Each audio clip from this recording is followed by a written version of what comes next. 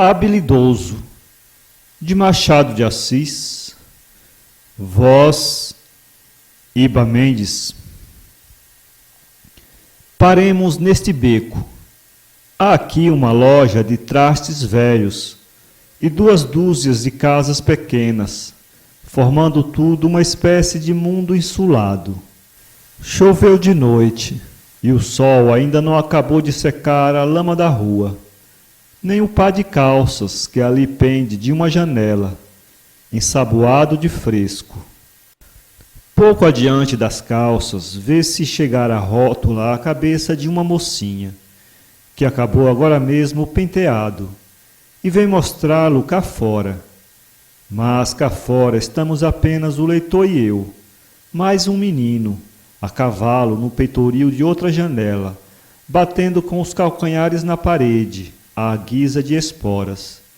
E ainda outros 4, adiante, à porta da loja de trastes, olhando para dentro. A loja é pequena e não tem muito que vender, coisa pouco sensível ao dono, João Maria, que acumula o negócio com a arte e dá-se à pintura nas horas que lhe sobram da outra ocupação, e não são raras. Agora mesmo está diante de uma pequena tela, tão metido consigo e com o trabalho que podemos examiná-lo a gosto, antes que dê por nós. Conta 36 anos, e não se pode dizer que seja feio. A fisionomia, posto que trivial, não é desengraçada, mas a vida estragou a natureza. A pele, de fina que era nos primeiros anos, está agora áspera, a barba emaranhada e inculta. Embaixo do queixo, onde ele usa rapala, não passa navalha há mais de 15 dias. Tem o colarinho desabotoado e o peito à mostra. Não veste paletó nem colete, e as mangas da camisa arregaçadas mostram um braço carnudo e peludo. As calças são de brim pardo, lavadas há pouco, e muito remendada nos joelhos, remendos antigos que não resiste à lavadeira que os desfia na água, nem à costureira que os recompõe. Uma e outra são a própria mulher de João Maria, que reúne aos 2 mistérios o de cozinha da casa. Não há criados. O filho de 6 para 7 anos é que lhes vai às compras. João Maria veio para este beco há 15 dias. Conta fazer alguma coisa, embora seja lugar de pouca passagem, mas não há no bairro outra casa de trastes velhos, e ele espera que a notoriedade vá trazendo os fregueses. Demais, não teve tempo de escolher. Mudou-se às pressas, por intimação do antigo proprietário. Ao menos aqui o aluguel é módico. Até agora, porém, não vendeu mais que um aparador e uma gaiola de arame. Não importa.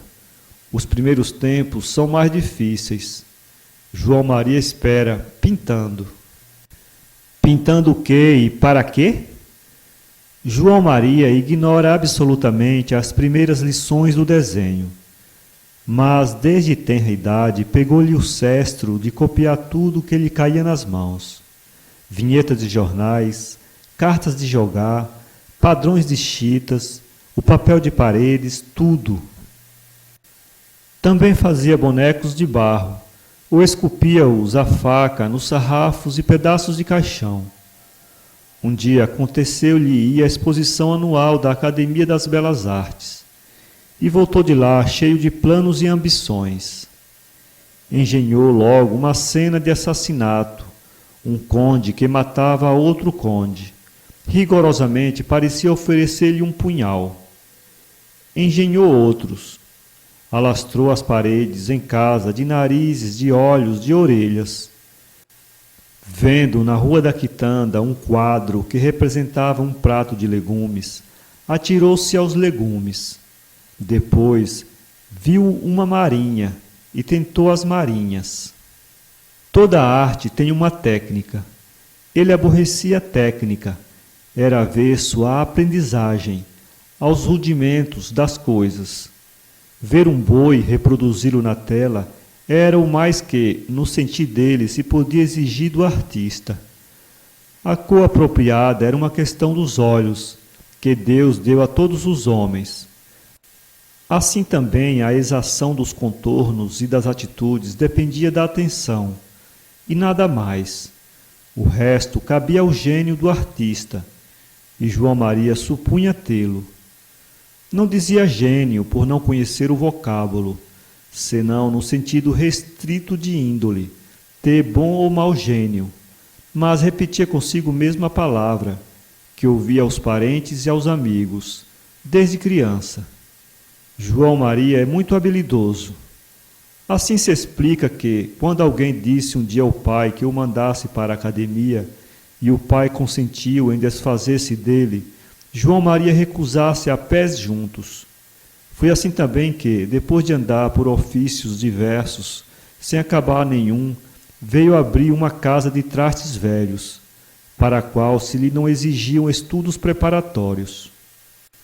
Nem aprendeu nada, nem possuía o talento que adivinha e impele a aprender e a inventar. Via-se-lhe, ao menos, alguma coisa parecida com a faísca sagrada? Coisa nenhuma.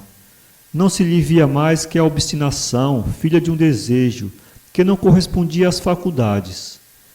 Começou por brinco, puseram-lhe a fama de habilidoso, e não pôde mais voltar atrás. Quadro que lhe aparecesse acendia-lhe os olhos, dava rebate às ambições da adolescência, e todos vinham de tropel, pegavam dele para arrebatá-lo a uma glória, cuja visão o deslumbrava. Daí novo esforço, que o louvor a outros vinham incitar mais, como ao brio natural do cavalo se junta o estímulo das esporas. Vede a tela que está pintando à porta. É uma imagem de Nossa Senhora, copiada de outra que vi um dia, e esta é a 6ª ou 7ª em que trabalha. Um dia, indo visitar a madrinha, viúva de um capitão que morreu em Monte Caseiros, viu em casa dela uma virgem, a óleo. Até então só conhecia as imagens de santos nos registros das igrejas, ou em casa dele mesmo, gravadas e metidas em caixilho. Ficou encantado, tão bonita, cores tão vivas. Tratou de a decorar para pintar outra, mas a própria madrinha emprestou-lhe o quadro. A primeira cópia que ele fez não lhe saiu a gosto, mas a segunda pareceu-lhe que era, pelo menos, tão boa como o original. A mãe dele, porém, pediu-lhe para pôr no oratório, e João Maria, que mirava o aplauso público antes do que as bênçãos do céu, teve de sustentar um conflito longo e doloroso. Afinal, cedeu. E seja dito isto em honra dos seus sentimentos filiais, porque a mãe, Dona Inácia dos Anjos, tinha tão pouca lição de arte que não lhes consentiu nunca pôr na sala uma gravura, cópia de Amon, que ele comprara na Rua da Carioca, por pouco mais de 3.000 réis. A cena representada era a de uma família grega, antiga, um rapaz que volta com um pássaro apanhado e uma criança que esconde com a camisa a irmã mais velha, para dizer que ela não está em casa. O rapaz, ainda imberbe, traz nuas as suas belas pernas gregas. Não quero aqui estas francesas sem vergonha, bradou Dona Inácia. E o filho não teve remédio senão encafuar a gravura num quartinho em que dormia e em que não havia luz. João Maria cedeu à Virgem e foi pintar outra. Era a terceira. Acabou-a em poucos dias. Pareceu-lhe o melhor dos seus trabalhos. Lembrou-se de expô-lo e foi a uma casa de espelhos e gravuras na Rua do Ouvidor. O dono hesitou, adiou, tergiversou, mas afinal aceitou o quadro, com a condição de não durar a exposição mais de 3 dias. João Maria, em troca, impôs outra, que ao quadro fosse apenso um rótulo, com o nome dele e a circunstância de não saber nada. A primeira noite, depois da aceitação do quadro, foi como uma véspera de bodas. De manhã, logo que almoçou, Correu para a Rua do Ouvidor, a ver se havia muita gente a admirar o quadro. Não havia então ninguém. Ele foi para baixo, voltou para cima, rondando a porta, espiando, até que entrou e falou ao caixeiro. Tem vindo muita gente? Tem vindo algumas pessoas. E olham? Dizem alguma coisa? Olhar, olham. Agora, se dizem alguma coisa, não tenho reparado, mas olham. Olham com atenção? Com atenção. João Maria inclinou-se para o rótulo e disse ao caixeiro que as letras deveriam ter sido maiores. Ninguém as lia da rua. E saiu à rua para ver se podiam ler. Concluiu que não. Deviam ter sido maiores as letras, assim como a luz não lhe parecia boa. O quadro devia ficar mais perto da porta. Mas aqui o caixeiro acudiu, dizendo que não podia alterar a ordem do patrão.